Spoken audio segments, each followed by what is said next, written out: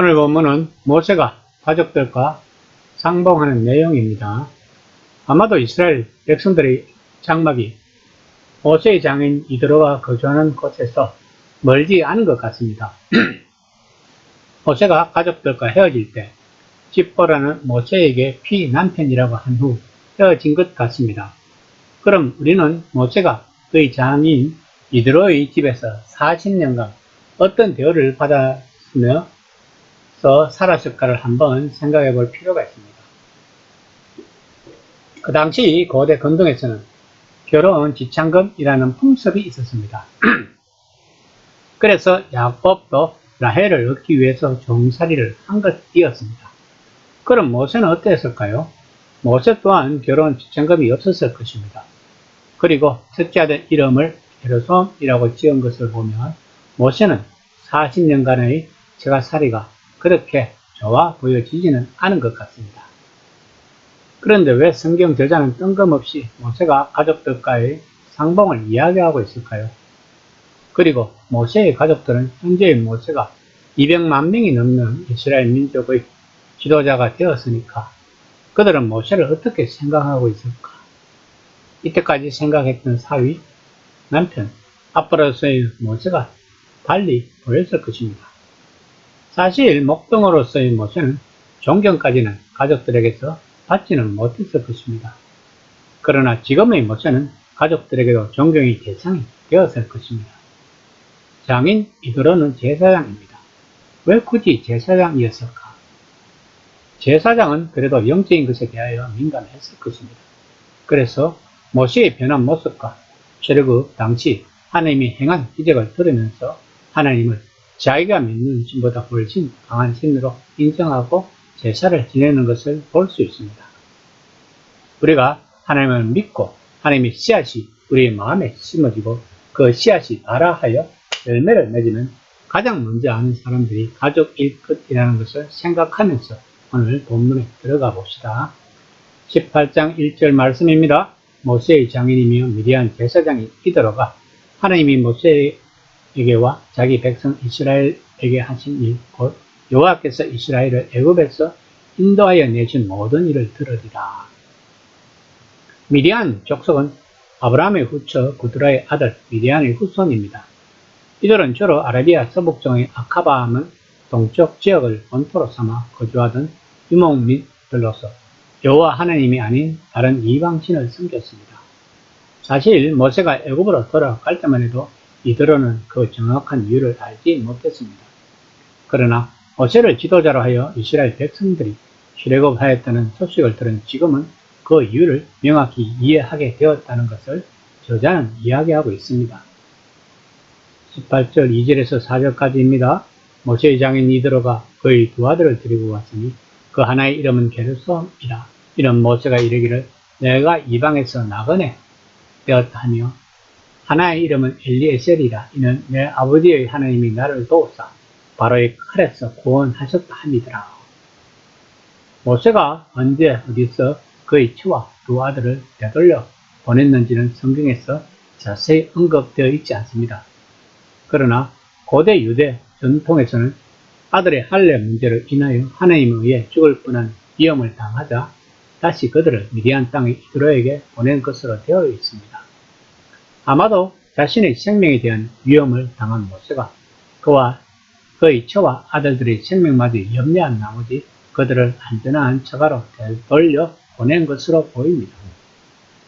모세의 두 아들의 이름에는 그 뜻 그대로 과거의 삶에 대한 모세의 진솔한 신앙 고백이 담겨 있었습니다. 모세는 두 아들의 이름을 통하여 과거 바로의 추격을 피해 도망치던 비참했던 시절의 자신의 모습을 되돌아볼 수 있었을 뿐만 아니라 그 속에서 자신을 끝까지 도와주셨던 하나님의 크신 은혜를 기억할 수 있었습니다. 엘리에셀은 애굽 기한시 할례를 받은 아들인데 후일 솔로몬 시대에 이르러 그의 후손은 크게 번창합니다. 18절 5절 말씀입니다. 모세의 장인 이드로가 모세의 아들들과 그의 아내와 더불어 광야에 들어와 모세에게 이르니 곧 모세가 하나님의 산에 진친 곳이라. 하나님의 산은 일명 신의 산으로 불리는 호렙산을 가리킵니다.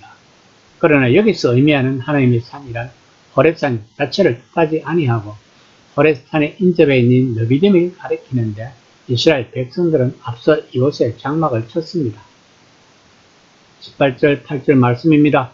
모세가 여호와께서 이스라엘을 위하여 바로와 애굽 사람에게 행하신 모든 일과 길에서 그들이 당한 모든 고난과 여호와께서 그들을 구원하신 일을 다 그 장인에게 말하매 모세는 장인 이도를 만난 후 가정의 사사로운 일이나 개인 신변에 관한 이야기를 먼저 한 것이 아니라 이스라엘에게 행하신 하나님의 은혜와 능력을 먼저 간증하였습니다. 모세의 이런 자세는 우리 기독교인들이 본받아야 할 모습입니다. 먼저 하나님을 높이고 찬양을 돌렸던 것입니다. 9절에서 10절 말씀입니다. 이도로가 여호와께서 이스라엘에게 큰 은혜를 베푸사 여호와를 찬송하리로다. 모세의 간증을 들은 이도로가 이방 신앙에서 돌이켜 하나님께 기하였음을 실사합니다. 그래서 이도로를 이방인 중에 살아계신 하나님을 찾은 첫 개종자라고 합니다. 18장 11에서 12절입니다. 여호와는 모든 신보다 크심으로 번제물과 희생제물을 들어 하나님께 가져오매 아론과 이스라엘 모든 장로가 와서 모세의 장인과 함께 하나님 앞에 떡을 먹으리라. 모세와 아론 및 장로들이 이도로의 제사에 참석하고 그 음식을 그와 함께 먹었다는 것은 이도로가 드린 제사가 하나님께 합당한 것이었음을 인정하는 행위였습니다.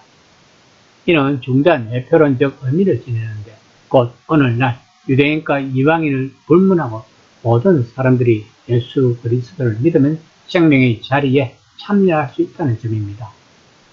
오늘 본문에서 모세를 통하여 하나님의 위대하심을 알고 하나님을 자신이 모신 이방신보다 더 능력이 크신 신으로 인정하고 하나님께 제사를 드리는 이도로를 볼 때 우리는 한번 자기 자신을 뒤돌아볼 필요가 있습니다. 우리들이 예수를 믿고 그리스도인이라고 생각하면서 살아왔는데 가정에서 나의 위치는 어떠한가를 깊이 생각해 볼 필요가 있습니다. 과연 우리 집에서 영적 주도권을 누가 가지고 있는가? 우리 가정이 하나님의 사랑이 넘치는 가정인가? 나의 가족들은 하나님이 나의 백성으로 인정해 주고 있는가?